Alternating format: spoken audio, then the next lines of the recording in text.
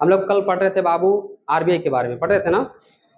कल हम लोग वित्तीय बाजार शुरू किए थे और वित्तीय बाजार का कितना अंग बताया गया था? 2 अंग बताया गया था। कौन कौन? मुद्रा बाजार और पूंजी बाजार। इसमें कल हम पूंजी बाजार खत्म कर दिए थे। और दूसरा कौन था? मुद्रा बाजार में कल जो पहला टॉपिक था आरबीआई को लेकर के वो पढ़ा दिया गया था। मतलब आरबीआई की स्थापना, लेखांकन वर्ष, ये तमाम तरह की चीज जो ऑब्जेक्टिव पूछता है, इसका मुख्यालय कहाँ है, ये सब पिछला क्लास में बता दिए थे। आज हम लोग आरबीआई का कार्य देख लेते हैं कि आरबीआई का काम क्या है। ऐसे शुरू करना है ना, तो हेडिंग लगाओ आरबीआई का कार्य।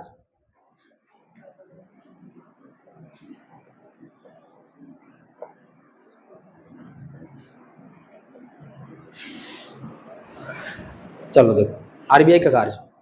पहला आरबीआई का कार्य क्या है बाबू? 1 रुपया से ऊपर जो नोट है उसको जारी करना। पहला कार्य क्या होगा? 1 रुपया से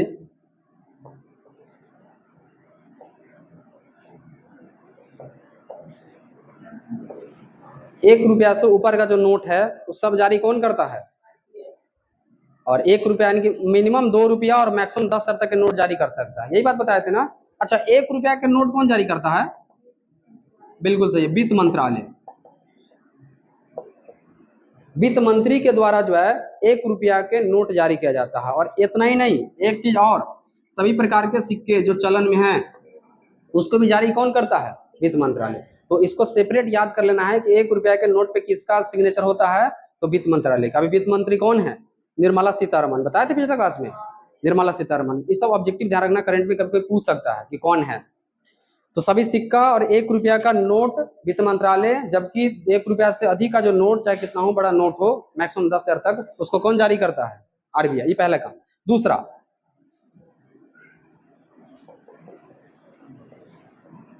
सभी सिक्का या नोट को वितरण करने का कार्य कौन करता है? आरबीआई। डिस्ट्रीब्यूट, बाजार में कैसे उतरेगा, कैसे आएगा, कैसे रेगुलेट करेगा, वो सब किसके हाथ में होता है? आरबीआई। तो अगर ऐसा ऑब्जेक्टिव आ जाएगा कि बताइए नोट तथा सिक्का को वितरण कौन करता है, तो वितरण कौन करता है? जारी करना अलग होता है। जारी मतलब कि छापना, उसके नियंत्रण में, कंट्रोल में। जैसे 1 रुपया का सिक्का, 5 रुपया का सिक्का, 10 रुपया का जो सिक्का होता है, इसको छापने से लेकर के जारी करने तक पावर किसके हाथ में होता है? वित्त मंत्रालय। लेकिन अगर तुमको दे देगा वितरण, डिस्ट्रीब्यूट, बंटवारा, तब उसका आंसर किसको मार देना है? आरबीआई को। ठीक है। तीसरा,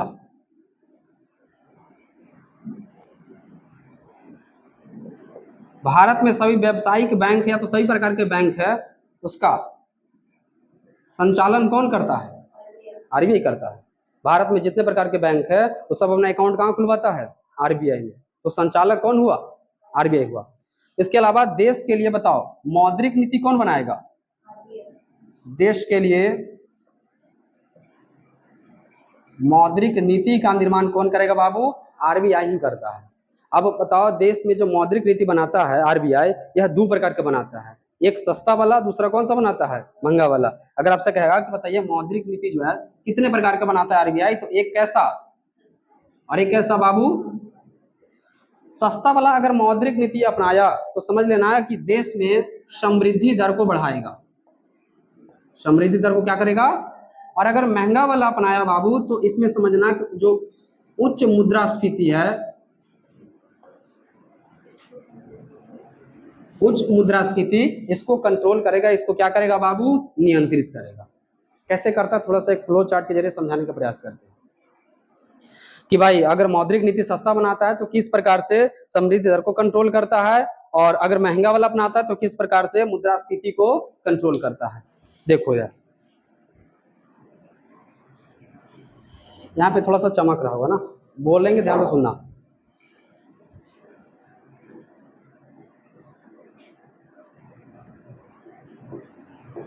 आरबीआई कितने प्रकार के मौद्रिक नीति? 2 प्रकार के, एक सस्ता, दूसरा कौन बाबू? महंगा। ध्यान से सुनना। अगर सस्ता वाला अपना रहा है, इसका मतलब है कि आरबीआई बाकी सब बैंक को ब्याज सस्ता देगा कि महंगा देगा? सस्ता देगा, जाहिर सी बात है। तो यहाँ पे ब्याज दर आरबीआई क्या रखेगा बाबू? सस्ता रखेगा। ध्यान रखना, आरबीआई ही वहां से ब्याज को कम या तो ज्यादा करता है, तो बाकी बैंक पे प्रभाव गिरता है। ठीक है। तो ब्याज को क्या करेगा? सस्ता, कम करेगा। जब ब्याज दर को कम करेगा तो लोग जो है लोन लेना ज्यादा पसंद करेंगे, कम पसंद करेंगे? ज्यादा। सस्ता मिला तो आराम से लोन ले लेगा आदमी। तो भाई इसका मतलब है कि बाजार में मुद्रा बढ़ जाएगा। अरे लोन ज्यादा लेंगे लोग तो लोग खर्चे नहीं करेंगे, असल करता कुछ है, बाजार में जाकर मुद्रा छोड़ देंगे। जब बाजार में मुद्रा आ जाएगा बाबू, तो बताओ बाजार में तरलता बढ़ जाएगा घट जाएगा? तरलता क्या हो जाएगा बाबू? बिल्कुल सही, तरलता बढ़ जाएगा, यानी कि खरीद लेन देन ये सब बढ़ जाएगा, नहीं बढ़ जाएगा? पैसा ज्यादा मार्केट में आ गया है तो बाजार में तरलता क्या हो जाएगा? बढ़ जाएगा। और अगर बाजार में तरलता बढ़ जाएगा बाबू, तो बताओ लोगों के समृद्धि दर, क्रय विक्रय की क्षमता, समृद्धि दर बढ़ेगा कि घटेगा? तो अगर आपसे ऐसा पूछ दे क्वेश्चन कि बताओ अगर सरकार, अगर आरबीआई समृद्धि दर को बढ़ाना चाहती है तो मौद्रिक नीति बनाएगा, महंगा वाला बनाएगा कि सस्ता वाला बनाएगा? सस्ता वाला मौद्रिक नीति बना करके आरबीआई किसको बढ़ाने का प्रयास करता है? और याद करो समृद्धि दर तुमको बताए थे, इसका संबंध जीडीपी से है, तुम्हारा बात ना। क्योंकि पैसा का उत्पादन बढ़ जाएगा तुरंत हो जाएगा, पैसा का लोग अर्थव्यवस्था से खरीदना शुरू कर देंगे, और जैसे ही मांग बढ़ेगा उत्पादन बढ़ जाएगा, क्योंकि डिमांड सप्लाई पे काम करता है बाजार। दूसरा कौन सी महंगा है, जब जरा देखते हैं, अगर महंगा रखेगा तो बाकी बैंक को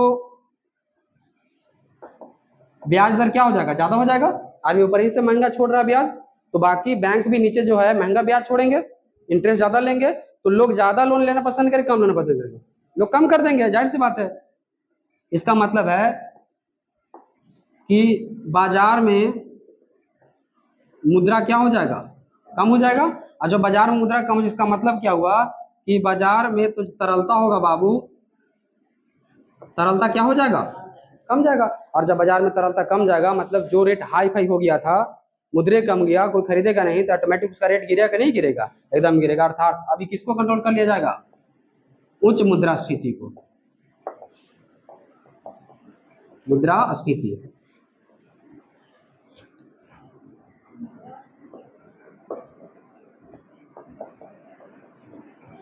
मुद्रास्फीति क्या होता है? पिछला क्लास लगता नहीं सही से किए का, एक दिन बताया था तुम लोग को ना मुद्रास्फीति कैसे निकाला, एक फॉर्मूला बताए थे, जिसमें बताया गया था कि जो जीडीपी की गणना होता है दो आधार पे किया जाता है, एक वास्तविक मूल्य पे किया जाता है, एक वर्तमान मूल्य किया जाता है। वर्तमान मूल्य में से वास्तविक मूल्य घटाएगा तो जो बचता उसको क्या कहा जाता है? चलो वो तो खैर पारिभाषिक बात हो गया। अगर एक लाइन में समझना चाहते हैं कि मुद्रास्फीति क्या है, तो देखो इसको बैठाओ दिमाग में पहले। अगर बाजार में किसी वस्तु का रेट अगर बढ़ना शुरू कर दे, अचानक जो है तेजी से बढ़ना शुरू कर दिया, तो उसी को अर्थव्यवस्था की भाषा में मुद्रास्फीति कहते हैं, स्टैगफ्लेशन कहते हैं उसको। क्या उसको बोलते हैं? स्टैगफ्लेशन। इंग्लिश में, हिंदी में क्या कहते हैं उसको? मुद्रास्फीति। अगर कोई वस्तु का रेट अचानक से बढ़ जाए तो समझ लेना को क्या होगा? मुद्रास्फीति। और जैसे ही मुद्रास्फीति मतलब ज्यादा होगा तो ये मैसेज फिर किसके पास जाएगा? आरबीआई के पास, और आरबीआई तुरंत मार्केट में जो है अपना सर्कुलेशन छोड़ेगा। और कैसे छोड़ेगा समझ रहे हैं ना? यही दो तरीका है कि मुद्रास्फीति को नियंत्रित करना है, ऊपर से लोन ही महंगा कर दो। जब लोन महंगा करेगा तो भाई बाजार में तरलता कमेगा, तरलता कमेगा तो ऑटोमेटिक उच्च मुद्रास्फीति क्या हो जाएगा? डाउन हो जाएगा। डाउन भी होता है क्या? मुद्रास्फीति केवल ऊंचे होता है? नहीं, डाउन भी होता है, बहुत डाउन होता है। जब डाउन होगा तो इसको कंट्रोल करना होगा तो उल्टा वाला अपना लेगा, तो लोगों के पास पैसा दे देगा, मुद्रा मेंटेन करेगा। हमेशा तुमको बताया गया था, वहां क्लास देना दोबारा जाकर के, वहां बताया गया था कि मुद्रास्फीति जो है ज्यादा भी बढ़िया नहीं है और कम भी बढ़िया नहीं है, दोनों स्थिति खराब था। बात को समझ रहा है ना? वहां पे एक बार वीडियो देखना। ज्यादा हो जाएगा तो हमारा महंगाई इतना ज्यादा हो जाएगा बाबू कि हम दैनिक जीवन का सामान खरीद नहीं पाएंगे, और कम हो जाएगा तो वैश्विक अर्थव्यवस्था हमारा कमजोर हो जाएगा, हमसे चाइना वगैरह सब आगे निकल जाएगा।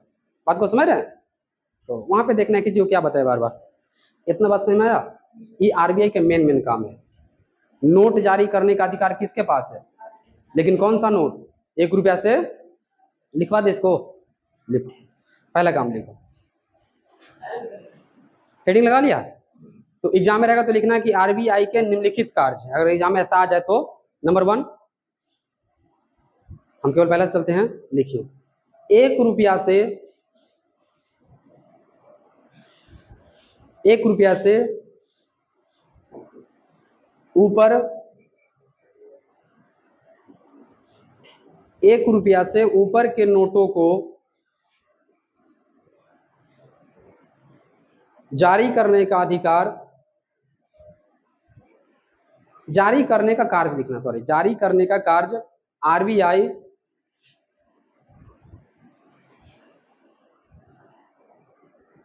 का होता है।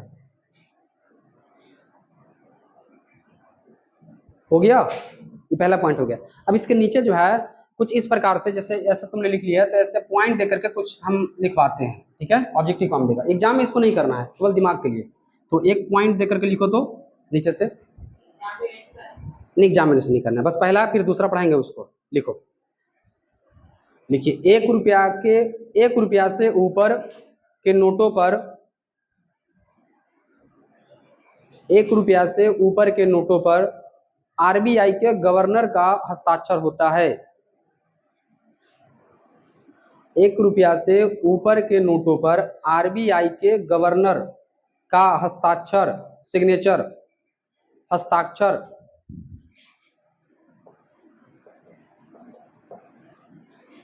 होता है।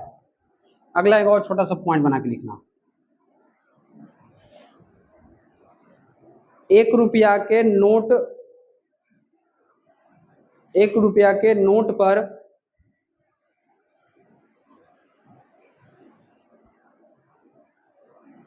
भारत के वित्त मंत्री का हस्ताक्षर होता है।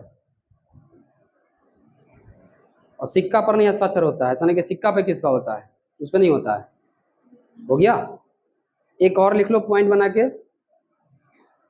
1 रुपया के नोट तथा,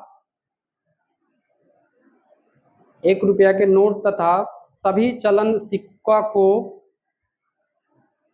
1 रुपया के नोट तथा सभी चलन सिक्कों को जारी वित्त मंत्रालय द्वारा किया जाता है। जारी वित्त मंत्रालय द्वारा किया जाता है।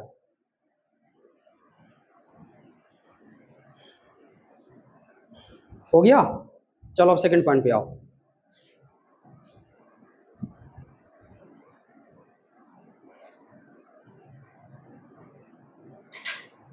दूसरा लिखिए, सभी नोटों एवं सिक्कों को, सभी नोटों एवं सिक्कों को वितरण आरबीआई करता है।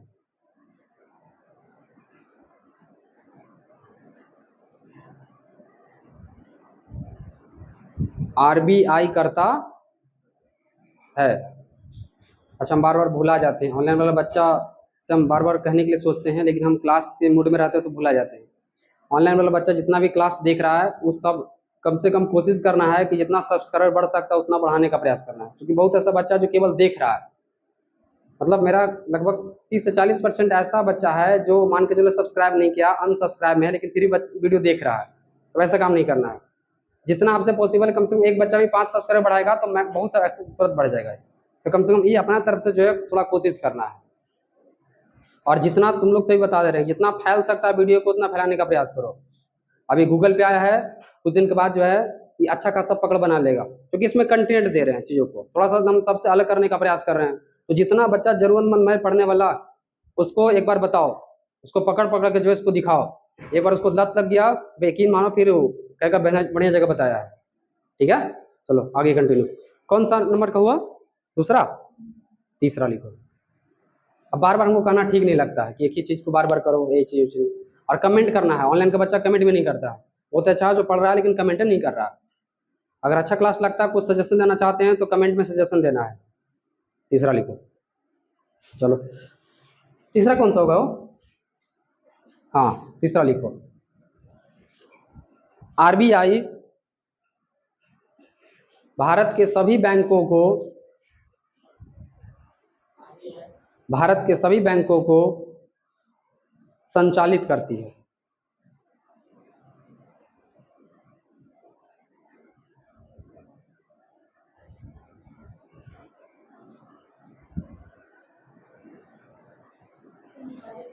संचालित मतलब रेगुलेट करना, उसका मालिक हुआ, कौन सा कानून होना चाहिए, कैसे बैंक खुलेगा, बैंक में कितना पैसा रखिएगा नहीं रखिएगा, ये सब नियम तय कौन करता है?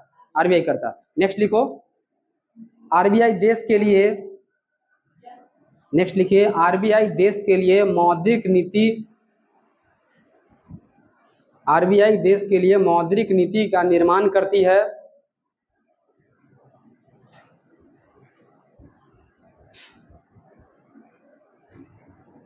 निर्माण करती है तथा उसका संचालन करती है।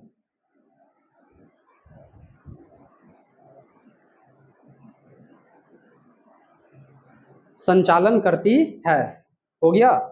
जैसे तुम्हारे घर में अभी कोई भी चीज, किसी भी चीज का जरूरत पड़ेगा तो आपके फादर होंगे, वही सब कंट्रोल करते होंगे, भाई कहाँ से आएगा पैसा, कहाँ से नहीं आएगा, ये सब किस कौन कंट्रोल कर रहा है? संचालक हो गया वो। उसी प्रकार से जितना बैंक देख रहे हैं, बैंक में संचालक का दर्जा किसको मिला है? आरबीआई को। नेक्स्ट लिखो। तुम लोग हर बार एग्जाम्पल देना पड़ता है ना। नेक्स्ट लिखो एरो देकर के, एरो नहीं मतलब अगला पॉइंट लिखिए। आरबीआई आरबीआई दो प्रकार के मौद्रिक नीति बनाती है। हाँ हाँ, वो उसके बाद इसको अलग पॉइंट कर दो, इसको एक्सप्लेन भी कर देंगे। दो प्रकार के मौद्रिक नीति बनाती है। अब नहीं उसको खोल दो, बार बार लग जा रहा है। बनाते लिखे और उसके नीचे जो दो प्रकार के लिखे ना, है काम करना, नीचे ए कर देना फिर बी कर देना। जो भी पॉइंट लिखो उसके नीचे ए में कीजिए, क्योंकि पॉइंट का पॉइंट है, सब पॉइंट है। ए में लिखो।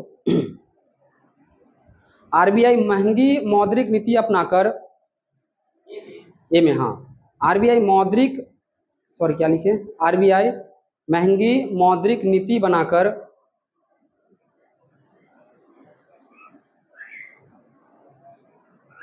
अर्थव्यवस्था में उच्च मुद्रास्फीति को नियंत्रित करती है।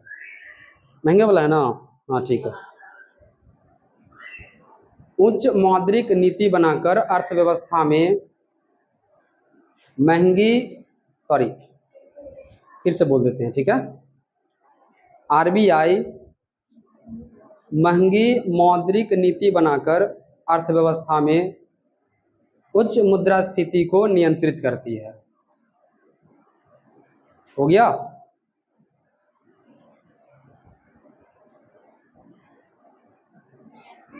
नियंत्रित करती है, कंट्रोल करती है।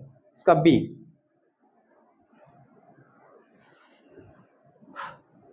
लिखिए।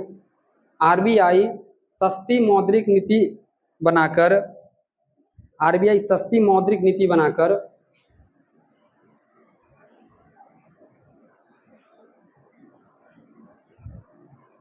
सस्ती मौद्रिक नीति बनाकर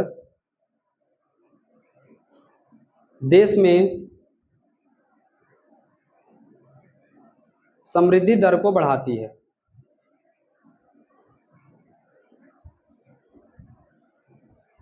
समृद्धि दर को बढ़ाती है। हो गया। अब समृद्धि दर बढ़ेगा बाबू तो जीडीपी बढ़ेगा कि नहीं बढ़ेगा? अब देखो, अगर क्वेश्चन दे दिया कि बताइए देश के आर्थिक विकास में आरबीआई किस प्रकार सहायक होती है, तो उसका आंसर यहीं से टर्नओवर कर जाएगा कि देश के अगर आर्थिक वृद्धि करना है, आर्थिक विकास करना है, तो उसके लिए आरबीआई कौन सा नीति अपनाएगा बाबू? सस्ती। और सस्ती अपना करके बाजार में तरलता को बढ़ाएगा, फलस्वरूप क्या बढ़ जाएगा बाबू? देश के समृद्धि दर, और समृद्धि दर बढ़ेगा तो फिर उत्पादन बढ़ेगा, जीडीपी बढ़ेगा और रोजगार बढ़ेगा, सब कुछ हो जाएगा। देखता है एक जगह से कितना पॉइंट खुलता है। अब तुम अगर क्वेश्चन तुम जैसे सोचता है, तुमको लगता हो कि वीवीआई पढ़ लेंगे तो कितना डायमेंशन है, कितना इसका जो है बड़ा एरिया है, इसलिए कॉन्सेप्ट पे पकड़ बनाओ। दो तरीका होता है, एक तो कि 50 क्वेश्चन आप रट जाएं, और एक तरीका होता है कि 50 क्वेश्चन के बदले एक कॉन्सेप्ट आप पढ़िए, उगरे से 50 क्वेश्चन निकल जाए। दोनों तरीका होता है। अब 50 क्वेश्चन रट जाएंगे बाबू तो कोई जरूरी नहीं है कि आप वो वाला क्वेश्चन वहां आएगा तो सही कर दीजिएगा, जो कभी कभी बी था किसी था इसमें कंफ्यूज कर जाते हैं। लेकिन अगर आपको सही से कॉन्सेप्ट पता हो जाता है तो बाकी सब चीज धारा प्रवाह की तरफ फूटना शुरू हो जाएगा। फिर आप कोई भी उत्तर लिखेगा तो बेहतर आंसर लिखिएगा, आप कभी फंसिएगा नहीं। और ये अभी तुमको नहीं पता लगेगा, जब तुम बड़ा होगा धीरे धीरे, जब बड़ा चीज की तैयारी करेगा तब तुमको अनुभव होगा कि भाई जो सर पढ़ाते थे उनका तरीका बहुत अच्छा था, वही तरीका से पढ़ना चाहिए। आज बड़े बड़े एग्जाम में तुम्हें देखना है, जैसे यूपीएससी हो गया, आईजी हो गया, उसमें सीबीएसई के लिए कहाँ सिलेक्ट होता है? क्योंकि हम लोग का जो स्कूलिंग सिस्टम है वही खराब है, बताता ही नहीं है। उस समय क्या होता है, थोड़ा सा पैसा तो ज्यादा लगता है लेकिन वहाँ पे क्वालिटी टीचर होते हैं, उनको सब कुछ जीडीपी जीएनपी सब कुछ अच्छा से पता होता है।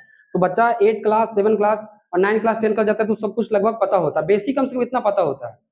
अब तुम जाएगा ग्रेजुएशन में, तब तुमको ये सब चीज जीडी पता चल रहा है, तुमको इसको अनुभव नहीं है, शेयर मार्केट का तो पता नहीं है, तो बताओ अगर एक ही एग्जाम में तुम दोनों बैठेगा तो क्या होगा? तुमको कुचल देगा, तुमको धान चूर के आगे निकल जाएगा, बहुत आगे निकल जाएगा। और होता भी है। एक यूपीएससी नामक संस्था है जो परीक्षा करवाती है भारत में, 1000 सीट हर साल निकालती है, उसमें 900 बच्चा इंग्लिश मीडियम को सिलेक्ट होता है और 100 बच्चा हिंदी मीडियम को सिलेक्ट होता है। इतना कम रेशियो, इतना गंदा रेशियो है, इसके लिए कौन जिम्मेदार है? Education system. अगर बिहार बोर्ड में भी या तो जो सरकारी स्कूल है वहां पे भी अगर थोड़ा सा तरीका चेंज कर दिया जाए और बच्चा को जितना किताब में उतने बताइए ना, लेकिन सही से अगर बता दी जाए, यकीन मानो वो बच्चा आगे चल करके निश्चित है कि कुछ ना कुछ बढ़िया करेगा लाइफ में, वो फिक्स है। पढ़ने का मतलब थोड़ी कि नौकरी हो गया भाई हमारा पढ़ाई सब नहीं, वो तो चलो एक पार्ट है कि ताकि जीविकोपार्जन अच्छा सा हो सके, लेकिन पढ़ने का अंतिम उद्देश्य हमको लगता है कि जब आप बेहतर से अपना जीवन यापन कर सकते हैं, अपने माता पिता का एक सहारा अच्छा बन सकते हैं, तो हम इस माइंड से भी काम करते हैं। मार्क्स एक कागज की टुकड़ा है और जिससे ज्यादा कुछ नहीं होता है। बस 2 4 5 दिन हल्ला होगा कि भाई अच्छा खासा नंबर लाया है, तो उसके बाद सब लोग भूल जाते हैं। बहुत ऐसे रैंकर हैं जो रोड पर घूम रहे हैं, रैंक लाए हैं सब, मतलब टॉपर है, लेकिन क्या हो रहा है, सब रोड पर घूम रहे हैं। वैसा नहीं बनना है, हम लोग को ऐसा तैयारी करना है, रैंक तो आ ही जाएगा, उसके लिए टेंशन लेना है, लेकिन आगे का जो रास्ता होगा एकदम क्लियर रखना है, ताकि लाइफ में जल्दी सेलेक्ट हो जाए। ठीक है, थोड़ा सा फैल का तैयारी करना है, डायमेंशन थोड़ा बढ़ा के रखना है। तो ये हो गया ना, समझ में आ गया? क्योंकि हम इस पे क्वेश्चन देंगे, ध्यान रखना आरबीआई किस प्रकार से आर्थिक विकास में सहायक होता है, हमारा टेस्ट में क्वेश्चन रह सकता है। और हम हर जगह सोचते हैं और हर जगह से क्वेश्चन बनाते हैं, भले बिहार बोर्ड कैसा बनाएगा, बनाएगा तो इसी डायरेक्शन से बनाएगा। और क्या पूछता है वो, तुम लोग जब क्वेश्चन देखेगा तो पूरा इंग्लिश पढ़ो, फिर लगेगा तुम लोग को कि क्या पूछ रहा है, तो खेल कर रहा है। बस रटने पर फोकस मत करो। अब देखो हेडिंग लगाओ तो, राष्ट्र आरबीआई का जो है राष्ट्रीयकरण किया गया था 1 जनवरी 1949 को। कार्य हो गया, 4 5 हो गया ना, तो सफिशियंट है। हेडिंग लगाइए तो, आरबीआई का राष्ट्रीयकरण। हाँ, इस प्रकार से हेडिंग लगा लो ना, इधर एक स्टार देकर के, इधर देकर के, आरबीआई का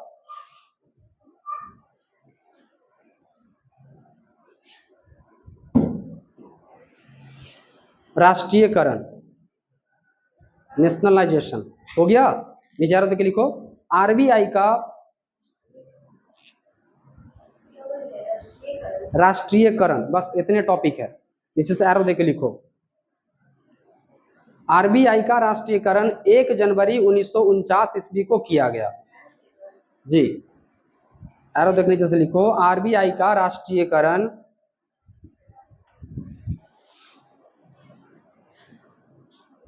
1 जनवरी 1949 ईस्वी को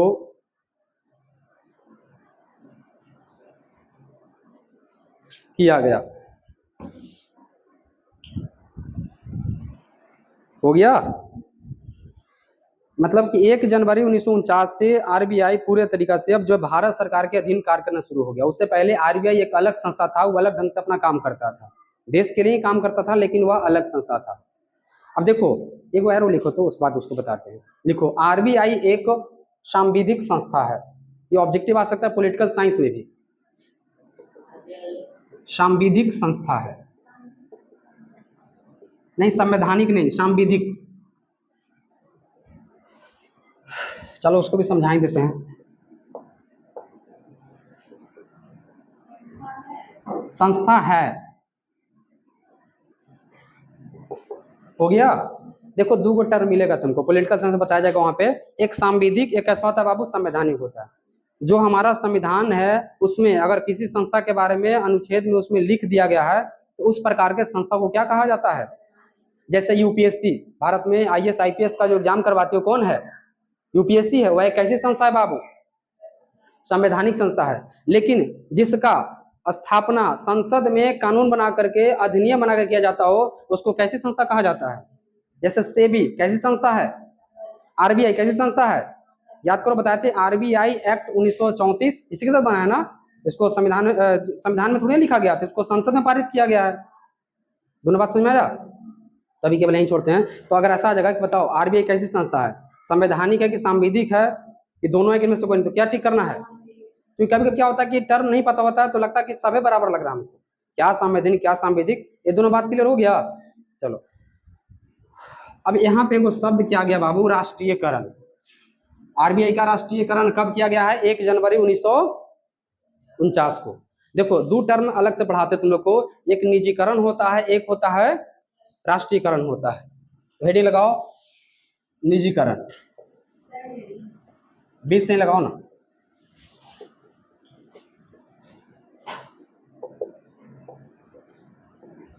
प्राइवेटाइजेशन, जैसा मैंने साइड से लगाओ, कोई दिक्कत, इसमें नहीं फंसो।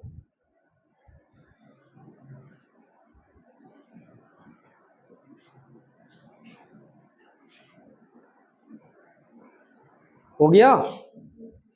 चलो पहले इसका डिफिनेशन लिख लेते हैं। एग्जाम में 2 नंबर का आ सकता है कि निजीकरण को परिभाषित करें। डैश करो, लिखो, इसमें लिखो, जब सरकार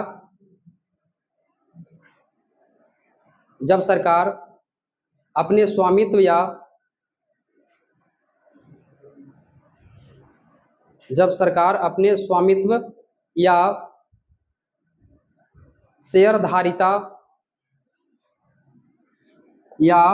शेयरधारिता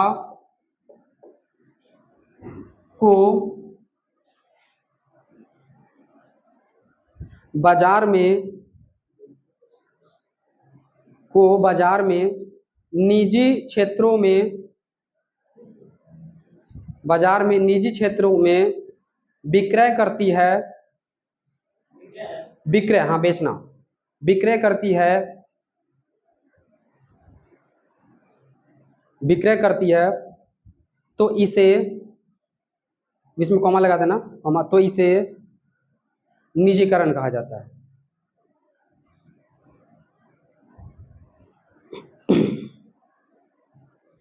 हो गया?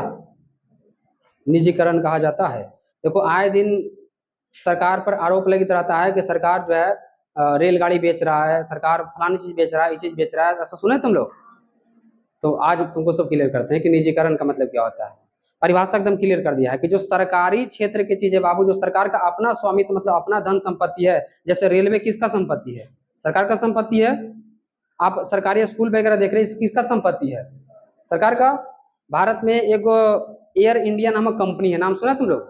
हवाई जहाज होता है जो यात्री को परिवहन की सुविधा देता है, सरकार उसको भी विनिवेश कर दिया और टाटा उसको खरीदा है। मतलब कि एयर इंडिया जो सरकारी कंपनी है उसमें अब हिस्सेदारी किसकी हो गई है? टाटा की हो गई है। तो सरकार के जब पैसा की कमी होती है, कोई नया कंपनी, तो कंपनी दो तरह का होता है, एक सरकारी कंपनी होता है, कैसा कंपनी होता है? प्राइवेट कंपनी होता है। जैसे जियो कैसा कंपनी है? सरकारी, जो कि सर्विस प्रोवाइड कराती है इंटरनेट वगैरह का। लेकिन एक कंपनी और बताते हैं, बीएसएनएल, तो नाम सुना है? बीएसएनएल, बीएसएनएल सरकारी सिम होता है। तो एक ही चीज है, दोनों सर्विस ही दे रहा है, इंटरनेट सुविधा करा रहा है, लेकिन एक है प्राइवेट और दूसरा कौन हो जाएगा? सरकारी। तो अगर बीएसएनएल में कुछ हिस्सेदारी को बेचना चाहती है तो उसी प्रक्रिया को क्या कहा जाएगा? सरकार क्या कर रही है? निजीकरण कर रही है। समझ में आ रहा है बात? देखो, अभी एयर इंडिया, इसका विनिवेश किया गया है। विनिवेश मतलब बेचना। निजीकरण की वैसी प्रक्रिया जिसमें सरकार बाजार में अपना संपत्ति को बेचती है, उसी को क्या कहा जाता है? विनिवेश कहा जाता है। तो ये कौन खरीदा बाबू? कौन सा ग्रुप खरीदा है? टाटा ग्रुप, या तो टाटा कंपनी लिख देते हैं। नाम सुने टाटा का? इसको वगैरह सुने होंगे तुम लोग, इस्पात बनाने वाली कंपनी है और अब तो बहुत सामान बनाती है। तो एक बार पुनः समझा ध्यान से कि जब सरकार अपना स्वामित्व मतलब अपना संपत्ति को शेयर के रूप में यानी पार्टनरशिप के रूप में बाजार में अगर बेचता है, किसको? निजी क्षेत्र को, प्राइवेट आदमी को, तो सरकार की इसी प्रक्रिया, इसी नीति को क्या कहा जाता है? तो निजीकरण। समझ में आया? क्या लगता है, सरकार निजीकरण करता है तो सब दिन के लिए बेच देता है? नहीं, जब उसको मन होगा, सरकार को पैसा हो जाएगा तो उसको वहां से क्या कर देगा? साइड कर देगा। एग्रीमेंट होता है। जैसे एयर इंडिया को टाटा खरीदा है तो एग्रीमेंट होता है कि आज के बाद जो है मान के लिए कि 100% 50% ले लिया है, टाटा ले लिया, 50% अभी किसके हाथ में है? सरकार के हाथ में है। तो अब मेंटेनेंस हो गया, उससे कमाई होगा, मेंटेनेंस में भी खर्चा आएगा, वो भी टाटा कंपनी देगा। उसको से जो प्रॉफिट होगा वो आधा सरकार रखेगा, आधा कौन रखेगा? तो कोई कंपनी इसलिए मतलब कि विनिवेश में भाग लेती है ताकि उसको से क्या हो सके? फायदा। अब जो कंपनी घाटा में चल रहा है उसको कोई लेगा? नहीं लेगा। रेलवे कोई बेचती है सरकार, मतलब कोई क्षेत्र के, जैसे गया से लेकर के पटना तक की, जैसे मान लो कि रेलवे चल रहा है पे, अब कोई एक टेंडर ले लिया कि सरकार हमको इतना दे दो। सपोज करो सरकार 1 महीना में ये वाला एरिया है, यहाँ से टिकट के दाम निकाला तो मान के चलो कि उसको निकला 50 लाख रुपया। अब कोई नया आदमी बोला कि सर गया से लेकर के जहानाबाद तक जो ट्रेन चलता है, इसको अधिकार हमको दे दिया, पर मंथ आपको हम 60 लाख रुपए देंगे, बाकी अधिकारी कर्मचारी सब हमारा रहेगा, आपको टेंशन नहीं लेना है। सरकार भी सोचेगा भाई तो बढ़िया चीज है, अगर हमको टीटी है उसको भी सैलरी देना पड़ रहा है, तो स्टाफ है, रेलवे बिगड़ेगा, लाइन का सुविधा सब चीज देना पड़ेगा, लेकिन ये आदमी कह रहा है कि हम 60 लाख को देते हैं। अच्छा, वो 60 लाख आदमी घर से देगा? नहीं, वो टीटी बढ़ा देगा, जगह जगह पे टीटी बढ़ा देगा। अब जो आदमी फ्री में यात्रा कर रहे हैं, जो आदमी 10% टिकट खरीद लेते हैं, जगह से 50 लाख सरकार को फायदा हो रहा था, वही आदमी टिकट दाम कम कर देगा, वो 5 रुपया कर देगा, लेकिन सबको अनिवार्य कर देगा, एकदम चले नहीं देगा। तो कहीं ना कहीं उसका प्रॉफिट होगा, वो सब कैलकुलेट कर लेता है। एक से 50 लाख है, अगर 60 लाख देंगे, 100 लाख के आसपास कमा ही लेंगे, उसमें 10 लाख कर्मचारी को, 10 लाख बिजली को, ये तमाम तरह की जोड़ करके वो सब कुछ चलता है।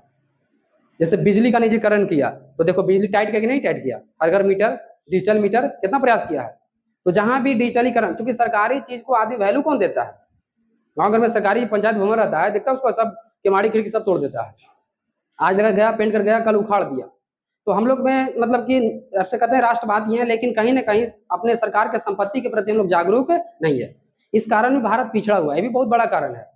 प्राइवेट चीज को आदमी नहीं छोड़ चाहता है, लेकिन सरकारी चीज है उस समय लेता है कि हमारे, उसको तोड़ के घरे लेके चला आएगा, कभी खिड़की, कभी केमाड़ी, कभी कुछ जो है। तो जिस दिन जैसे देखो अमेरिका क्यों आगे चल गया, इसके पीछे कारण नहीं है कि वहाँ के नागरिक जो है ना वो सब जागरूक है, उस संपत्ति को, देश में जो संसाधन उसको वैल्यू को समझता है कि सरकारी नहीं वो हमारा है।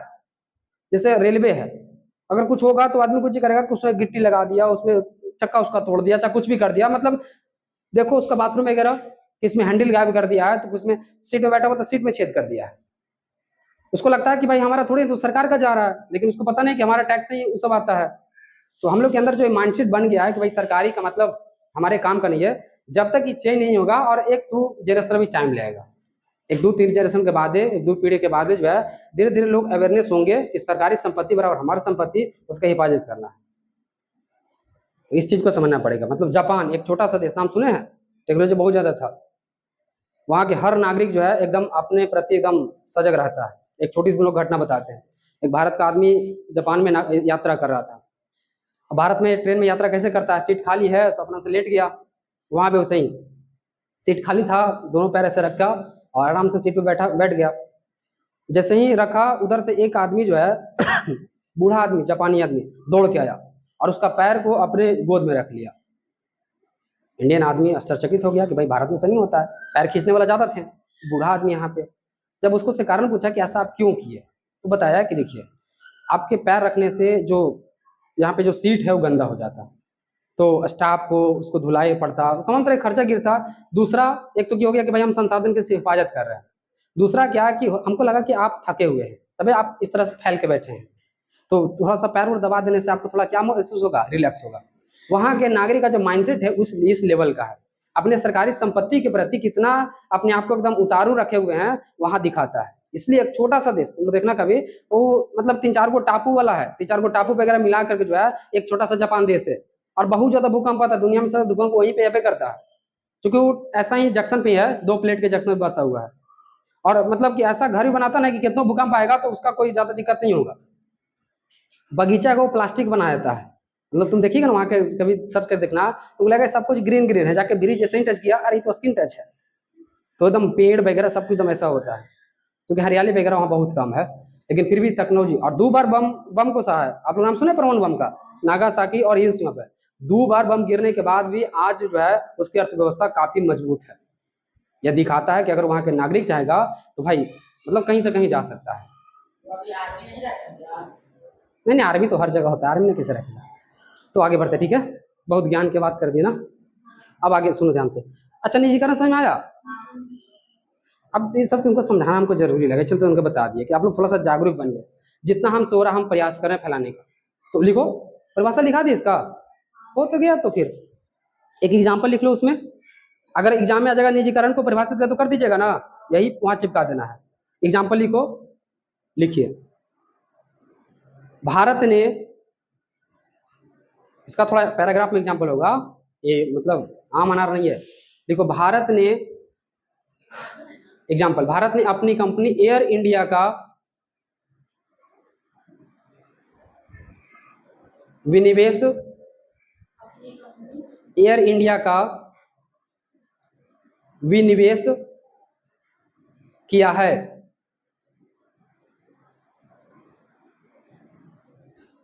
जिसे टाटा कंपनी ने भाग लिया है, जिसे टाटा कंपनी ने खरीदा, ऐसा लिख लो, खरीदा है। 100% का ध्यान रखना नहीं कभी होता है, 50%, 40% यही सब होता है। कोई दिक्कत नहीं, 100% नहीं होता है, ठीक है। चलो दूसरा लिखो, अब राष्ट्रीयकरण। कोई दिक्कत नहीं जीकरण में, राष्ट्रीयकरण लिखो।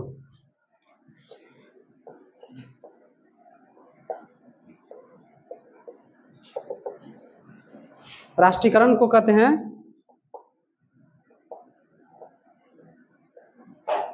नेशनलाइजेशन। गलती लिख दिए।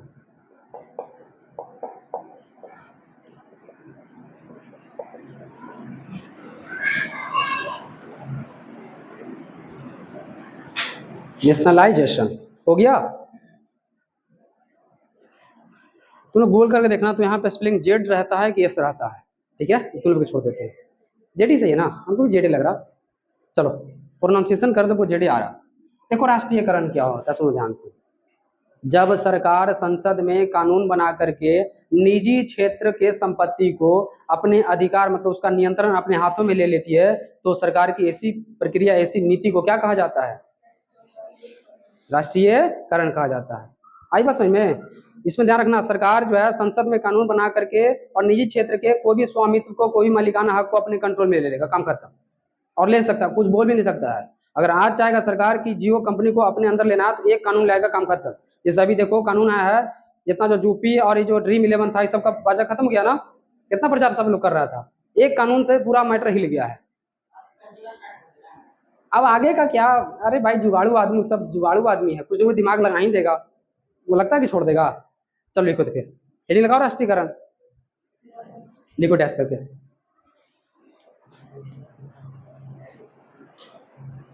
लिखिए, जब सरकार संसद में कानून बनाकर, जब सरकार संसद में कानून बनाकर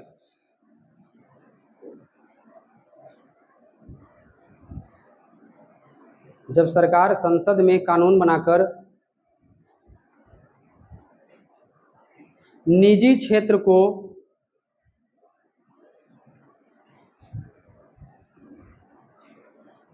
अपने नियंत्रण में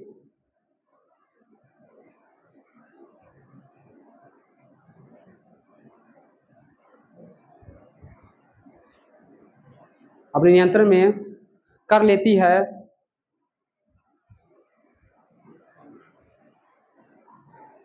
तो उसे कर लेती है, तो उसे नहीं, इसे लिखना, तो इसे राष्ट्रीयकरण कहा जाता है।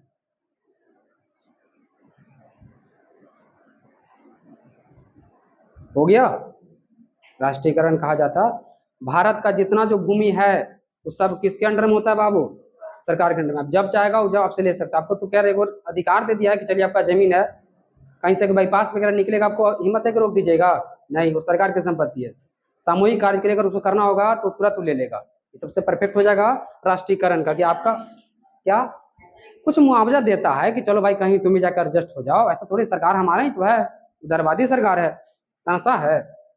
देखो सबसे बड़ा जो एग्जांपल इसमें लगाना है, 1969 में जो है 1969 में भारत सरकार जो है देश के 14 बड़े बैंकों को, जो है निजी क्षेत्र के बैंक था, उसको अपने अंडर में कर लिया। 1969 में 14 बड़े बैंकों को अपने किस में कर लिया बाबू? नियंत्रण में कर लिया। ऐसा देखा जाता है कि 1969 से ही भारत सरकार जो है एकदम राष्ट्रीयकरण पर एकदम जोर देना शुरू कर दिया, क्योंकि इसे मनमाने भी कर रहा था। इसका आधार था 50 करोड़ एनडीटीएल। अभी एनडीटीएल क्या होता है? आरबीआई कहता है कि अगर बैंक खोलना चाहते हैं तो आपको एक निश्चित रकम बैंक में रखना ही होगा। उसके बाद क्योंकि अगर कोई ग्राहक, अगर कोई जो आपको जमा किया है, जमाधारक पैसा के लिए आ जाएगा, वो सब पैसा आप दे दिए उद्योगपति को पैसा कमाने के चक्कर में, उसको कहाँ से होगा? उसका काम बाधित होकर नहीं होगा। तो यह शर्त है, आरबीआई लगाता है कि आपको, उसी को एनडीटीएल कहा जाता है। जैसे अभी 500 करोड़ एनडीटीएल हो गया है। शुरुआती में जब 1969 में था तो 50 करोड़ एनडीटीएल बताया गया कि आप अपने यहाँ रखना है। वो फिक्स है। 14 को ऐसा बैंक था जहां 50 करोड़ नहीं था, मतलब वो सब पैसा निजी क्षेत्र में दिले था, उत्पादन के लिए व्यवसायी लोग को दिले था ताकि वहां से पैसा आ सके। इस आधार पर 1969 में पहली बार भारत में जो है 14 बड़े बैंकों को क्या कर दिया गया, राष्ट्रीयकृत घोषित कर दिया गया। आज से तुम लोग क्या हो गया, सरकार के कंट्रोल में आ गया, काम खत्म। तो एग्जाम्पल लिखो, राष्ट्रीयकरण के एग्जाम्पल लिखिए। वर्ष 1969 ईस्वी में, वर्ष 1969 ईस्वी में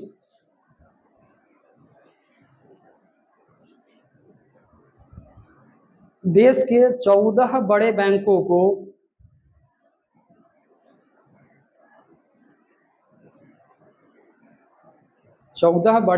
को का लिखना, बैंकों का राष्ट्रीयकरण किया गया, राष्ट्रीयकरण किया गया, राष्ट्रीयकरण नेशनलाइजेशन किया गया। हो गया। चलो अगला नोट पॉइंट देख लिख लो।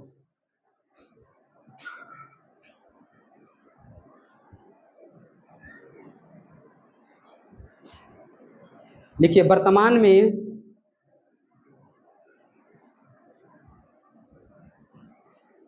सार्वजनिक क्षेत्र के बैंकों की कुल संख्या 12 है। ये ऑब्जेक्टिव पूछ सकता है। वर्तमान में सार्वजनिक क्षेत्र के बैंकों की कुल संख्या 12 है।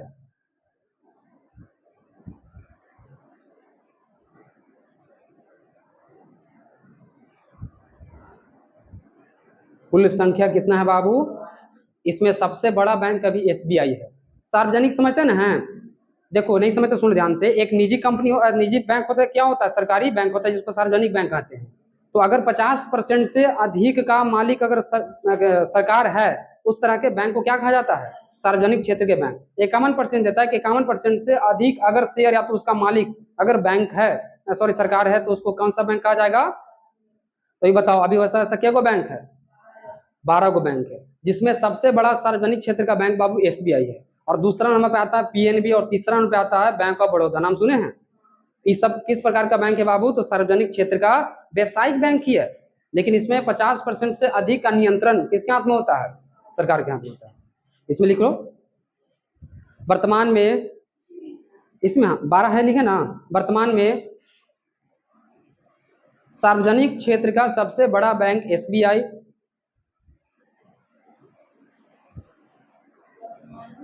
वर्तमान में सार्वजनिक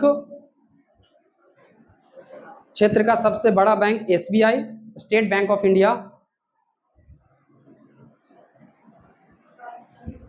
क्षेत्र का बैंक एसबीआई, कॉमा दूसरा पीएनबी, और तीसरा पीएनबी समझते हैं, पंजाब नेशनल बैंक, कॉमा तीसरा bank of Baroda, BOB, bank of Baroda है। हो गया।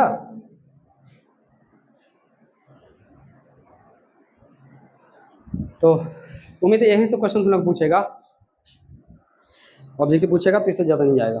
तो हमको लगता है कि निजीकरण ये सब समझा दिया आपको। इसके साथ ही टॉपिक आपका क्या हो गया, आरबीआई टॉपिक हमारे तरफ से खत्म हो गया। आरबीआई से लेकर के जितने तरह के टर्म थे आपको समझा दिया गया। मतलब आप लोग को पढ़ना है वाणिज्यिक बैंक, कॉमर्शियल बैंक के बारे में पढ़ेंगे, ठीक है। और कॉमर्शियल बैंक जब शुरू में तुमको बताए थे, जो पहला वीडियो था उसमें बैंक के बारे में बताया गया था, ताकि आपका रुचि जाग सके। बैंक का एसिड क्या होता है बताते सब ना, बैंक किस पे काम करता है, बैंक पे देता क्या होता है, ये सब बात बताया गया था। तो सब बात अगर क्लियर है तो हमको आगे कम बार पड़ेगा। तो हेडिंग लगाओ वाणिज्यिक बैंक। मुद्रा बाजार में जो पहला बैंक है केंद्रीय बैंक था, वो पढ़ा दिए। दूसरा लिखिए,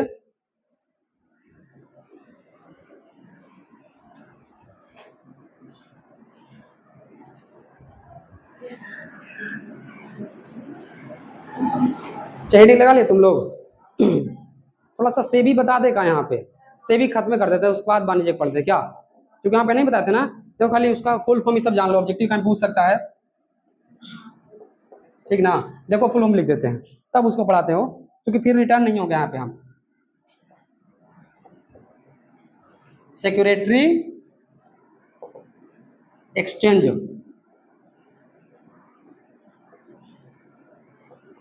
बोर्ड ऑफ इंडिया।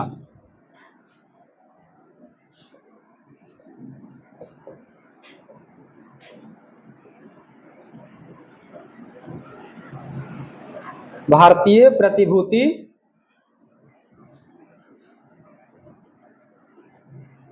विनिमय बोर्ड।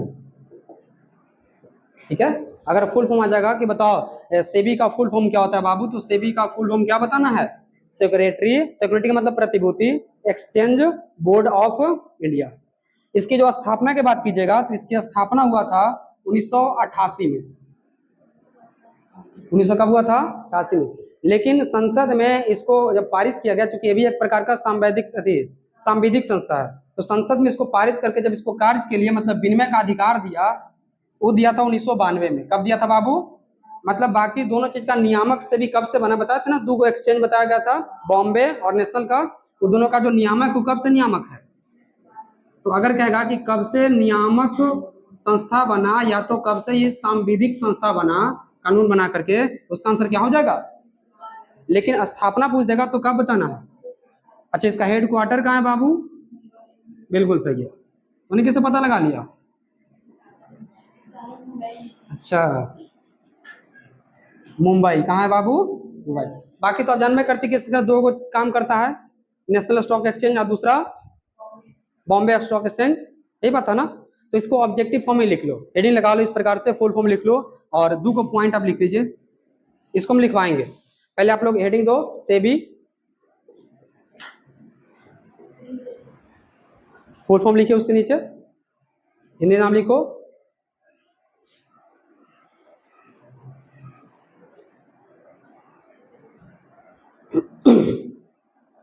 लास्ट में हम एक बार और प्रयास करेंगे कि प्रतिभूति, शेयर, बॉन्ड, डिवेंचर क्या होता है, एक बार आपको और समझाएंगे। ठीक है, लिखवाएंगे नहीं, केवल खाली समझाएंगे, इसलिए भी थोड़ा बहुत जिसको डाउट है वो हम लास्ट में हम कोशिश करेंगे।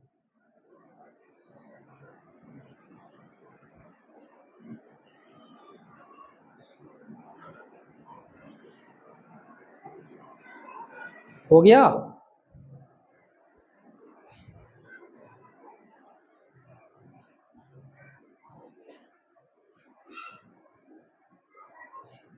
लाइट कम आ रहा हो, बार बार उसे कैसे हो जा रहा हो? ध्यान देते रहो उस पर ना। स्थापना लिख लो ना, खाली स्थापना लिखो 1988। अब अगला आरो देख के लिखना, ये तीन को बात लिख लीजिए पॉइंट बना के, स्थापना 1988, क्योंकि सब ऑब्जेक्टिव में आएगा। नीचे एरो करके लिखो, मुख्यालय नहीं, नीचे पहले करके लिखो। लिखिए 1992 ईस्वी में, 1992 ईस्वी में सेबी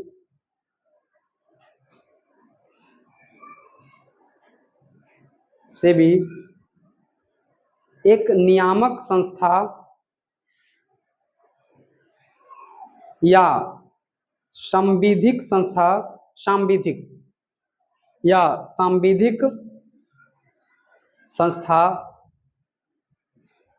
के रूप में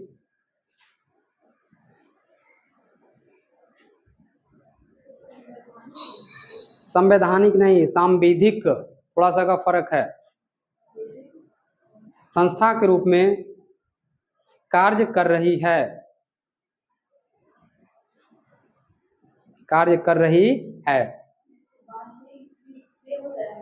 उसको सही कर देते हैं, हो गया? जहां पे मैं लिखे सेंटेंस में उसको वाली से कर दो, क्योंकि एक चीज जो है चुभ रहा है, वो तो पूरा मैटर खराब कर रहा है। हो गया? चलो अब मुख्यालय लिख लो मुंबई, पॉइंट बना लो, इसका मुख्यालय मुंबई।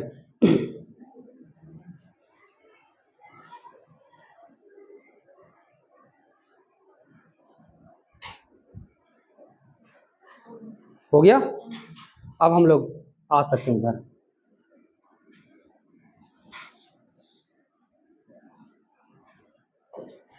अब आप लोग हेडिंग मारिए, वाणिज्यिक बैंक, कॉमर्शियल बैंक।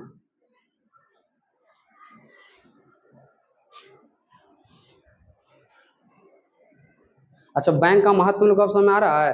बैंक नहीं रहा तो क्या होगा? तो पूरा अर्थव्यवस्था का रीढ़ कहा जाता है। जो बैंकिंग सिस्टम है, वित्तीय प्रणाली है, इसको पूरे अर्थव्यवस्था का रीढ़ का मेरुदंड कहते हैं। मेरुदंड समझते हैं ना? ये जो बैकबोन है, अगर ये नहीं रहेगा तो आप सही से खड़ा हो पाइएगा? तो अर्थव्यवस्था खड़ा है और चल रहा है, जितना एक्टिविटी हो रहा है उस सब के लिए वित्तीय संस्था बहुत जरूरी है। ठीक है, तो इसको कहीं पे लिख भी लेना तुम लोग। जाओ देखो, आपके डेली लाइफ में जो आप बैंक वगैरह देख रहे हैं, इस सब के सब कौन सा बैंक है? ये सब केवल केवल बाबू लाभ कमाने के लिए कार्य करता है। अगर ऐसा आ जाए कि निम्नलिखित में से कौन सा बैंक लाभ कमाने के लिए काम करते, तो कौन सा बैंक हो जाएगा? क्योंकि इसके बाद वो सहकारी बैंक पढ़ाएंगे। सहकारी बैंक लाभ नहीं, लाभ तो कमाना चाहती है, या तो सरकारी बैंक लाभ तो कमाना चाहती है, लेकिन उसके साथ साथ जो है लोक कल्याण का भी कार्य करती है। ये सब नहीं, ये सब ऐसे काम नहीं कर रहे। जितना वाणिज्यिक बैंक है, केवल इसका एक ही उद्देश्य है, क्या प्राप्त करना? अपना स्प्रिट प्राप्त करना, उसको हाई से हाई करने का प्रयास किया जाता है। यही चलते कभी कभी स्प्रिट गड़बड़ा के चलते बैंक दिवालिया भी होता है, और ये सब ज्यादा होता है। ले लिया कितना, दे दिया कितना, अब मांग रहा है, उसके पास है ही नहीं। उस कंडीशन में आरबीआई उसका लाइसेंस रद्द कर देता है। लाइसेंस रद्द किया तो काम खत्म उसका। तो वाणिज्यिक बैंक, अब देखो तुमको इसके बारे में क्या पढ़ना है वाणिज्यिक बैंक के बारे में, कि यह दो काम करता है। एक जमा स्वीकार करता है, दूसरा क्या करता है बाबू? ऐसा करते हैं, एक जमा स्वीकार करता है, दूसरा क्या करता है बाबू? उधार देता है। बैंक का ही दो काम होता ना है। अभी देखो, चार प्रकार के जमा स्वीकार करता है। कितना प्रकार के? चार प्रकार के। बताओ तो पहला कौन सा बताए थे? बिल्कुल सही, चालू। दूसरा बताइए तो? बिल्कुल सही, बचत। और तीसरा? अस्थाई। अरे वो ठीक था, अस्थाई या तो शाब्दी, दोनों की चीज है जमा। और चौथा जगह बाबू रेकरिंग, आवर्ती। तो सुनी के पढ़ा दिए, जान को जो पढ़ाए थे हमको, क्योंकि हमको पता था क्या क्या पढ़ाना है, तो वहां पे हमको बाहर नहीं पढ़ाना है। तो हमको लगता है कि इसको अगर एक्सप्लेन करने की बारी आएगा तो 2 लाइन कर दीजिएगा, नहीं हो जाएगा? वही चीज यहाँ कट पेस्ट करना है आपको, तो वहां बढ़िया समझाते सब कुछ। तो ये मेरा काम नहीं है, ये आपके ऊपर हम छोड़ेंगे। हो जाएगा? हमको किसको पढ़ाने दो? उधार। अब उधार देता है, किस कैसे किस उधार देता है उसको समझेंगे, लेकिन पहले थोड़ा सा फॉर्मेट बनाओ। तो हेडिंग लगा लिया वाणिज्यिक बैंक, डैश कर लिखो इसमें। हाँ, थोड़ा 1-2 लाइन लिखाते हैं, पहले लिखो। देखिए, भारत में अधिकांश बैंक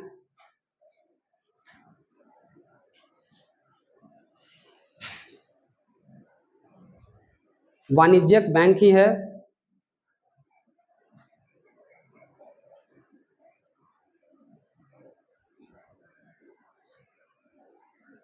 जो अर्थव्यवस्था में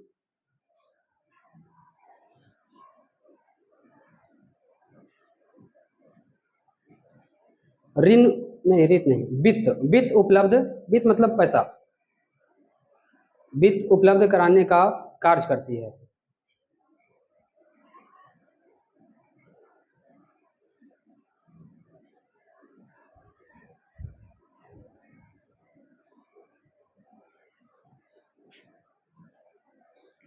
फुल स्टॉप। वाणिज्यिक बैंक का,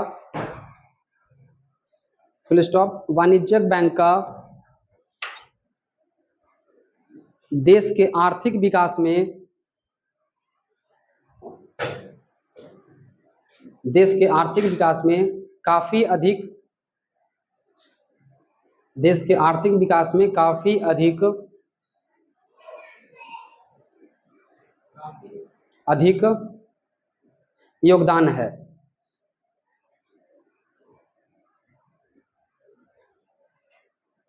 योगदान है, फुल स्टॉप। यह बैंक लाभ के उद्देश्य से कार्य करती है।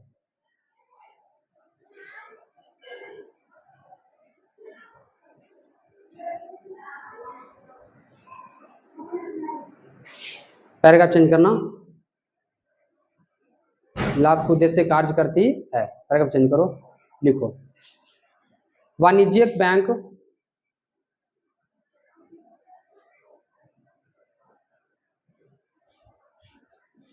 अर्थव्यवस्था में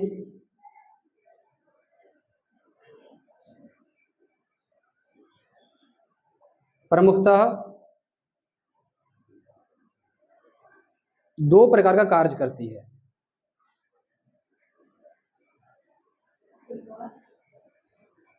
क्या लिखा है एक मिनट को तो, प्रमुखतः दो प्रकार नहीं, सॉरी फिर से एक बार सुन लो ध्यान से। क्या लिखे? वाणिज्यिक बैंक अर्थव्यवस्था में निम्न प्रकार के कार्य करते हैं, ऐसा लिख लो, दो नहीं, उसको सही कर लो। दो प्रकार का, सॉरी निम्न प्रकार का कार्य, लो दो चढ़ गया मेरा दिमाग में, हो गया। अच्छा, काटने में किसी को परहेज तो नहीं होता है ना? क्या रखना, सही चीज पढ़ना है, ऐसा नहीं कि जो लिखा दिए अपडेट करने में संकोच नहीं करना है। हो गया, चलो। अब चूंकि निम्न लिखा दे तो हम 3-4 को टाइप पढ़ा देंगे इसका, समझ रहे ना? उसके स्पेलिंग करने में आसान होगा। पहला लिखो, पहला कार्य में लिखो निम्न प्रकार का कार्य, पहले लिखिए जमा स्वीकार करना। ब्लैक पेन है तो ब्लैक पेन से इसका हेडिंग लगाना है, जमा स्वीकार करना, डैश करो इसमें।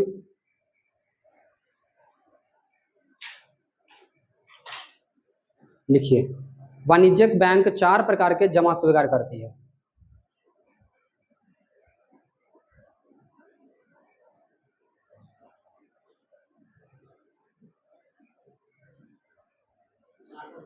चार प्रकार के जमा स्वीकार करती है।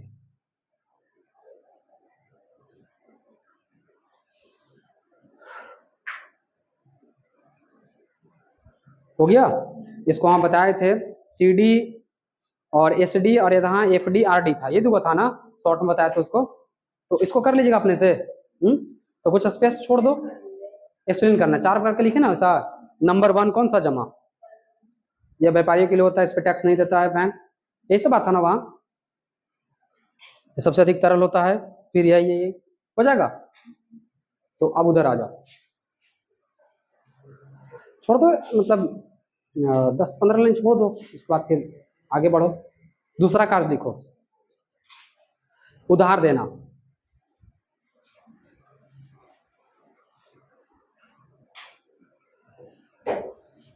उधार देना,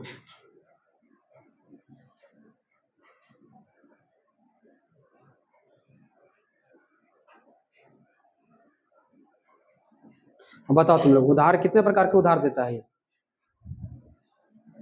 लिखो वाणिज्यिक बैंक निम्न प्रकार के उधार देते हैं।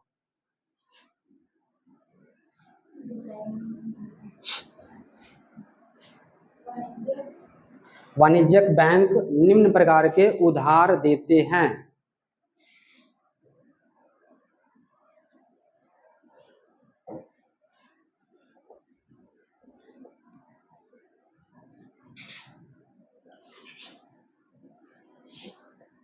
अल्पकालिक उधार, पहले लिखिए अल्पकालिक उधार।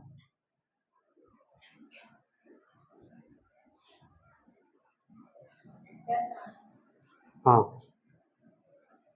पहले समझ लेते हैं, लिखे। देखिए इसका नाम ही क्या है, अल्पकालिक उधार, मतलब लंबा समय के लिए, कम समय के लिए, एक दिन से ज्यादा, सप्ताह के लिए, महीना के लिए, 2 महीना 4 महीने के लिए जो उधार लिया जाता है उसको क्या कहा जाता है? अल्पकालिक उधार। और ये सब व्यापारिक वगैरह जो है, जो उद्योगपति होते हैं वो सब लेते हैं। किस लिए लेते हैं? डेली भुगतान जो होता है, जैसे शाम को लेबर को पेमेंट करना है, उसके लिए कुछ पैसा कम गया तो भाई बैंक से तुरंत जो है इंडस्ट्री पैसा लेता है। सभी बहुत रिस्क पे काम करते रहता है, शाम तक अगर पेमेंट का पैसा नहीं है, स्टाफ को पैसा देने के नहीं है, तो तुरंत बैंक से जो है कॉन्टेक्ट में रहता है वो सब, और बैंक से तुरंत पैसे लेता है। क्रेडिट बरियार होता है जिसका ना तुरंत को पैसा मिल जाता है। ये जो छोटा वाला देख रहे हैं इसको मुख्यतः व्यापारी वगैरह ही सब यहाँ से लोन उठाता है। हम लोग नहीं, हम लोग 4 दिन का लोन लेंगे, 4 दिन में मतलब लोन का लेंगे 4 दिन का, तो 4 दिन का, 2 दिन का, 1 दिन का, 1 सप्ताह का लोन सब कौन लेता है? व्यावसायिक लोग लेता है। तो व्यावसायिक बैंक अल्पकालिक लोग किसको देता है? व्यापारी लोग को देता है। डैश करो इसमें, डैश करो उसमें, लिखो, लिखिए यह लोन, यह उधार, लिखो यह उधार बैंक कुछ दिन, कुछ सप्ताह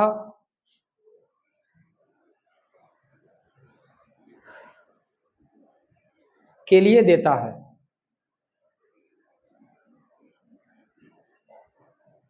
के लिए ऐसा लिखो, के लिए मुख्यतः व्यवसायी व्यापारियों को देता है।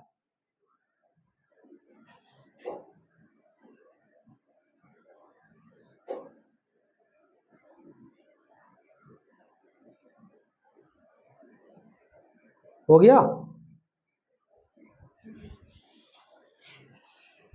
दूसरा क्या है, साख नगद है, नगद साख है कि नगद उधार है? उधार ही सही है। कैश लोन, नकद, हाँ। अच्छा बुक में देखो तो नकद लिखा है कि नगद लिखा है? सोचा सही कर लेते हैं, हो सके कहीं हमसे का मिस्टेक हो गया होगा। क्या लिखा है?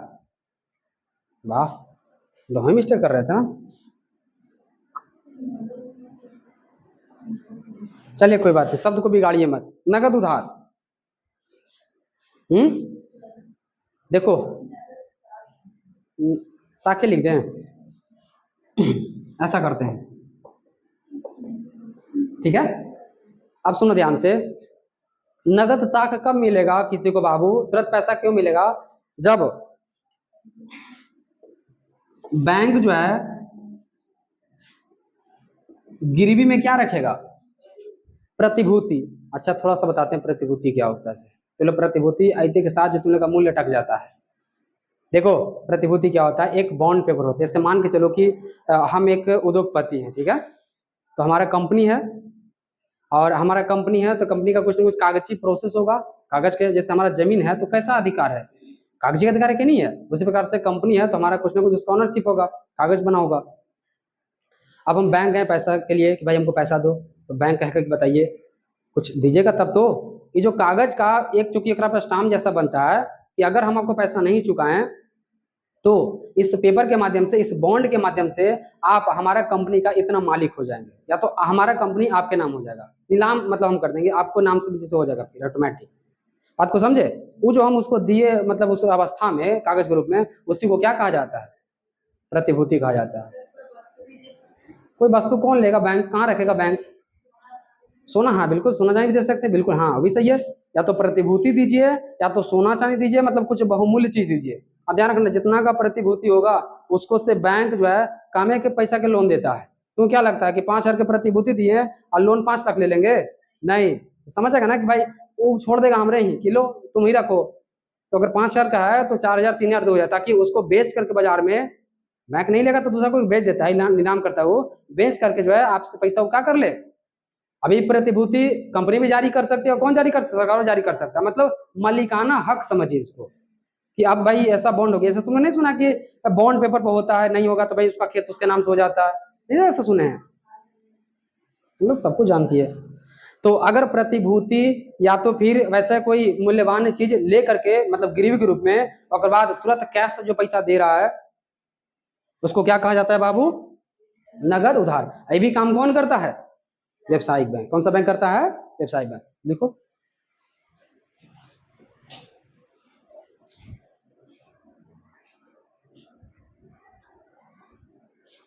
बोले, देखिए व्यवसायिक बैंक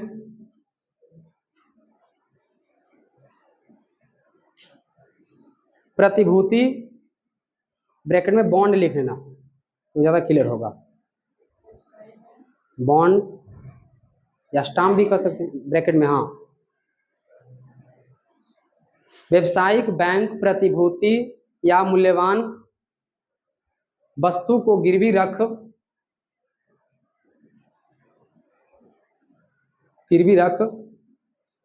नगद उधार भी देती है। ये दूसरा कार्य हो गया, उधार भी देती है, नगद उधार भी देती है। हो गया। चलो तीसरा बताओ, तीसरा क्या है?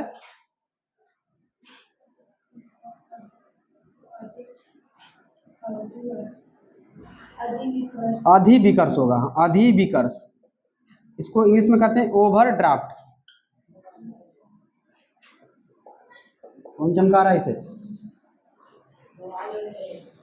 चलो देखो तो अधिविकर्ष ओवरड्राफ्ट क्या होता है, सुनो ध्यान से। ओवरड्राफ्ट भी कौन करेगा बाबू, कौन सा बैंक करता है? व्यवसायिक बैंक। इसमें क्या होता है, जैसे मान के चलो कि हमारा अकाउंट में 500 रुपया है, और हम चाहते हैं कि बैंक से 10 रुपये हमको लोन पास हो जाए। उस स्थिति में जो आपका लोन पास हो जाता है, इसका मतलब आपका क्रेडिट बढ़िया है। उस स्थिति में जो आपका 10,000 लोन पास हो गया, उसको क्या कहा जाएगा बाबू? अधिविकर्ष।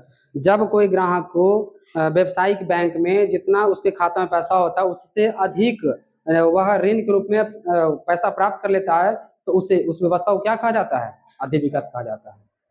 तो हो सकता है कि दोनों ने पूछ सकता है आपसे, अलग से भी सेपरेट पूछ सकता है कि ओवरड्राफ्ट यानी अधिविकर्ष क्या है। उसके बारे में सही बताना है कि ग्राहक बैंक से अपने खाता में उपलब्ध रकम से अधिक यदि उधार प्राप्त करते हैं तो इसी को क्या कहा जाता है? अधिविकर्ष कहा जाता है। तो ऐसा 2 नंबर का सेपरेट है तो लिख दीजिएगा, लिखो, डैश करो इसमें अधिविकर्ष, अधिविकर्ष की सुविधा ऐसा लिखना।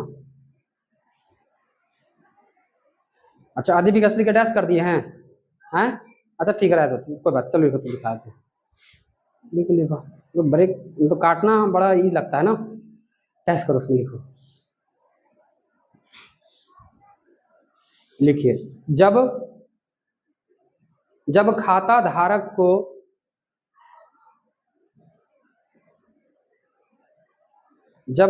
धारक को बैंक खाते में उपलब्ध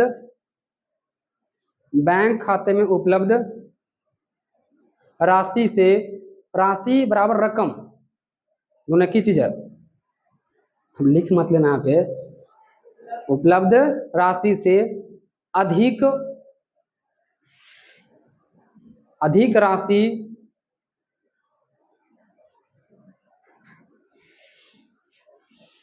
उधार के रूप में देती है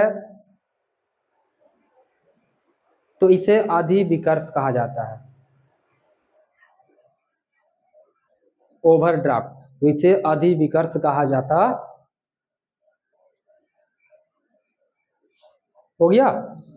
चलो, कितना बता दिए हैं उधार में? 3 को बता दिए, और एक आध को पढ़ लो। एक अल्पकालिक उधार हो गया, एक नगद उधार हो गया, अधिविकर्ष हो गया, और कोई उधार है? विनिमय बिलों को भुगतान, एक बार देखिए बुक, भुनाना यानी पेमेंट करना, अधिविकर्ष हो गया। चलो, एक और ऋण या अग्रिम लिख लो, ये जो इंपॉर्टेंट है, अच्छे इसको समझाने केवल, एक और लिख लो,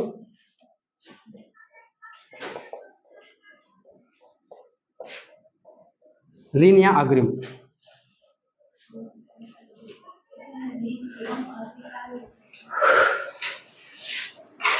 देखो क्या होता है ये,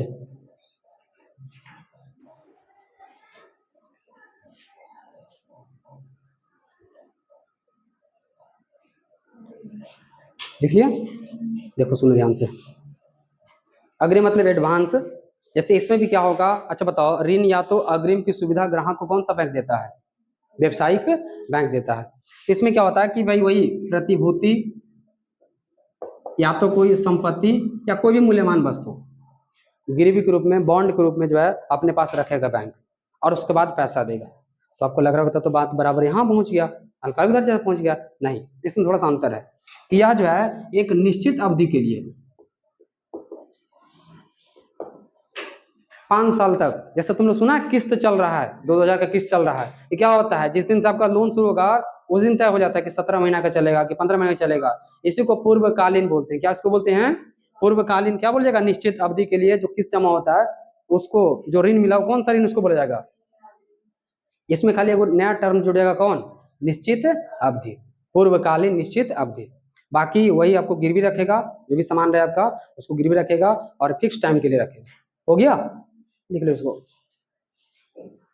चलो खत्म हुआ, आप टेस्ट करो इसमें, लिखिए।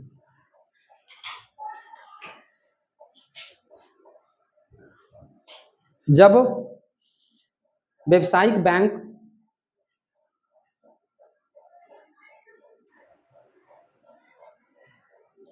ग्राहक को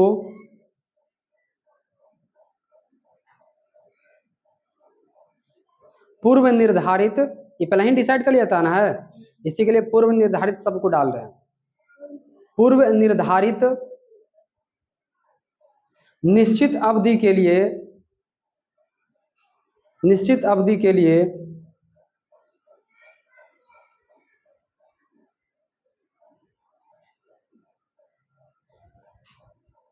निश्चित अवधि के लिए कुछ मूल्यवान वस्तु या संपत्ति, जैसे खेत के कागज हो गया, अभी सब चीज भी होता है, कुछ मूल्यवान वस्तु या संपत्ति को गिरवी रख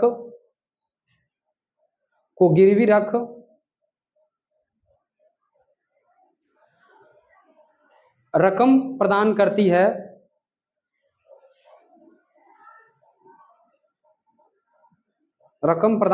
है, उसे ही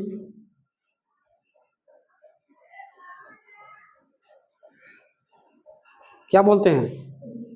ऋण या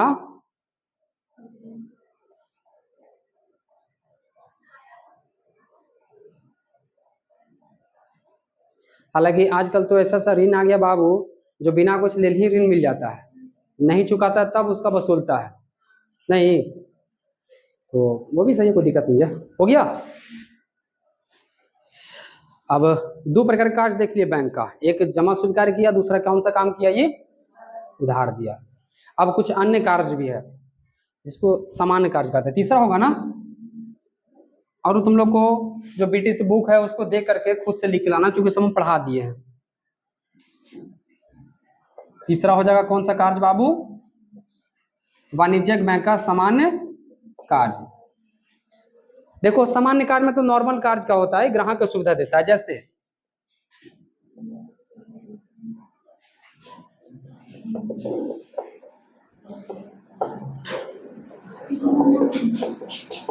बैंक और एटीएम कार्ड और डेबिट कार्ड की सुविधा दे रहा है। कॉमर्शियल बैंक सुविधा देता है कि नहीं देता है? वाणिज्यिक बैंक यह किस प्रकार के कार्य में आएगा बाबू? ये सब अन्य समान प्रकार के कार्य में आ जाएगा। और भी तुमको जितना बताए थे सब यहीं पे रख दो। जैसे चेक की सुविधा देता है बाबू, बैंक ड्राफ्ट देता है, यात्री चेक बताए थे, ये सब नहीं बताएगा बाबू? ये सब बैंक ना जारी करता है। ये सब किसका काम है? तो जितना पढ़ाए हैं सब एक ही पॉइंट में समेट देना है। हो गया। एक और काम है, चौथा काम है, जिसको कहते हैं एजेंसी कार्य। एजेंसी कार्य, बैंक एजेंसी कार्य। इसको कल लिखवाएंगे, लेकिन कल समझा देते हैं, ठीक है? ये आप लोग कर लीजिएगा ना, इसमें कोई दिक्कत तो नहीं होगा। तीसरा लिखो पहले तुम लोग, खाली बना लो, उसका कुछ स्पेस छोड़ देना। अच्छा कुछ ज्यादा टफ तो ना करने के लिए देते हैं, सब्जी तो लिखवा ही दे रहे हैं हम, कुछ तो अपना हाथ पर चलाओ। लिखो सामान्य कार्य, वाणिज्यिक बैंक का सामान्य कार्य में। अब बोले क्या इसमें? जैसे ATM card, credit card, cheque, draft, passbook की सुविधा देता है, ये सब कैसा कार्य में जाएगा बाबू? और ये एक्सप्लेन नहीं करना है, इसी को सेंटेंस में आगे लिख देना है कि वाणिज्यिक बैंक जो होते हैं अपने ग्राहकों को ATM card, credit card, cheque, draft, यात्री चेक जैसे अन्य प्रकार के सुविधाएं प्रदान कराती है। समझ रहे बात को ना? कि उतना थोड़ी एक्सप्लेन कीजिएगा। चलो एजेंसी कार्य क्या होता है? एजेंसी मतलब कि बैंक, इसमें कुछ भी नहीं लिखे मतलब 4 लाइन छोड़ दो ना। हाँ अगर तुमको मन होगा तो सबको एक्सप्लेन कर देना, चेक लिख के एक्सप्लेन करना, सबको कल है तो पहले, ठीक है? अगर आपको लगे कि ठीक है तो फिर कर लेना। चलो अभी एजेंसी कार्य समझ लो ध्यान से। एजेंसी कार्य का मतलब क्या हो गया? इसमें बैंक प्रतिनिधि के रूप में कार्य करता है। जैसे देखो आप लोग कभी कभी देखते होंगे कि हम लोग किस्त पर कोई चीज उठा लेते हैं, मोबाइल ले लिए, मोटरसाइकिल ले लिए हैं, कुछ भी चीज ले लेते हैं, और हम लोग क्या करते हैं कि बैंक से पर मंथ जो है उस हिसाब से राशि कटते जाता है। आपकी जरूरत है उसमें पड़ा, एक बार आप जो है बैंक, चूंकि बैंक में खाता होना चाहिए, बैंक में पैसा आपका होना चाहिए, फिर बाकी बैंक सारा किस्त आपका समझ लेगा।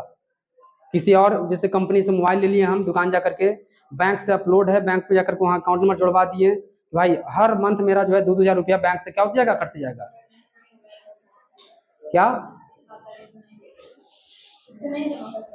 इससे तुमको जरूरत है, मोबाइल का जरूरत है, और आपके पास मान के चलो कि अकाउंट में भी पैसा मान के चलो कि 5,000 है, ठीक है, और 20,000 का मोबाइल है, मोबाइल आपको लेना है। अच्छा, मोबाइल बेचने वाली कंपनी है, जो एक सुविधा क्या दे रहा है, सुविधा ये दे रहा है कि आप 1,000 रुपया भी दीजिए और मोबाइल लेके जाइए 20,000 का। आप पर मंथ जो है 20 महीना तक अगर आप देते हैं हमको एक मंथ 1,000 रुपया, तो 20,000 मेरा हो जाएगा, और अभी जो 1,000 दिए वो मेरा कमाई हो जाएगा। तो उसको भी कुछ चाहिए ना, आपको 20 महीने का टाइम मिल गया, 5,000 में को काम भी हो गया। आप क्या सोचिएगा, अच्छा ठीक है अभी तो 5,000 है, तो कम से कम 4 में तो किस्त देंगे ना आराम से, 4 महीना में तब तक कुछ कमाएंगे भी, तो तब तक बैंक पे जमा करेंगे, या तो हमारे पास पैसा होगा, फिर उसको 20 महीने तक करेंगे, तो आपका काम निकला कि नहीं निकला। ये तीनों बॉडी मिला, तीनों संस्था मिला तब ना का काम हुआ। अब उसके लिए क्या देखो, अब खाता वाला जो बैंक वाला होगा वो क्या दिमाग लगाएगा कि एक काम कीजिए ना, 5,000 रुपये पास है, तो आदमी को बोलिए कि हमरे से ले ले। आप कल पर्सन आप काम कीजिए ना, आप खाली काम कीजिए, पैसा होगा वो हमने खाली जमा कर लीजिए।